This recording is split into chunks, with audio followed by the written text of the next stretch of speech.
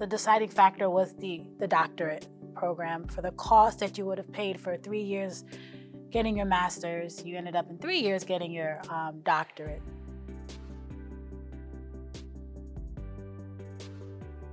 There's been many, but I guess the highlight I would say would be, I was working with one individual who happened to just stop taking his medication for his heart issues, as well as his diabetic medication, cholesterol.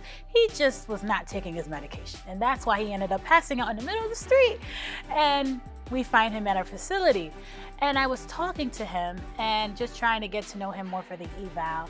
And he was explaining to me how he didn't understand how his medication played a big role in how he ended up, going through what he went through and being up in our facility. I provided education that he didn't know of. He didn't understand that although he may not feel sick, because diabetes can be an unseen condition, heart issues, high cholesterol, you may not feel it right away, but when you're not taking the proper measures, taking your medication, the effects of these conditions can definitely show themselves, and they can cause you to be very ill. And he seemed to be so unaware of how the medication was helpful to him and how diet and exercise and all these things were beneficial. And he was so receptive to the information that he was getting, and we just kind of built a connection. And I remember when it was his time to leave, he literally hunt me down in the hallway, be like, "Listen, Marilyn, I am so happy that you were my therapist. I learned so much. I promise you I'm not going to end up back here anymore. I'm going to take my medication. I'm going to do what I got to do to live a healthier life so I don't ever end up back in this predicament anymore." And it was just so nice to see like how I impacted a person's life. Although the information I gave him was kind of like, the bare minimum, take your medication, exercise, eat right, but it seemed to be something new to him. And being able to enlighten someone like that and them being so appreciative and receptive to it, it just felt good. I'm like, yes, I did my job.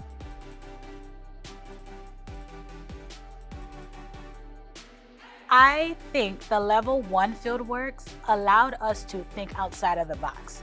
I remember when I first came in, I wanted to work more with occupational therapists in fieldwork, but we didn't have that experience. We were primarily working with recreation staff, activity staff, and we weren't really working with an OT. Now, I found it a little frustrating at first, but it allowed us room to think outside of the box, and it allowed us to really apply what we're learning in class into, the setting that we were in without having kind of like a guide in a sense.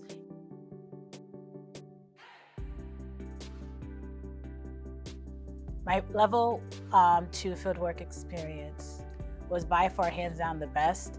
My fieldwork educator was so great. She was tough, but her toughness came with a sense of wanting me to do well and pushing me to do well. It wasn't just tough because she just wanted to be mean.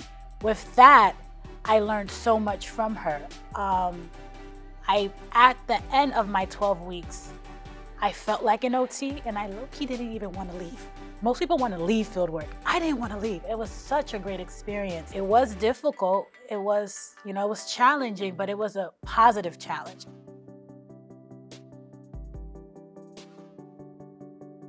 Don't shy away from your professors. They are your best friends, okay? You don't want to shy away from your professors. They're here to help you develop relationships with them.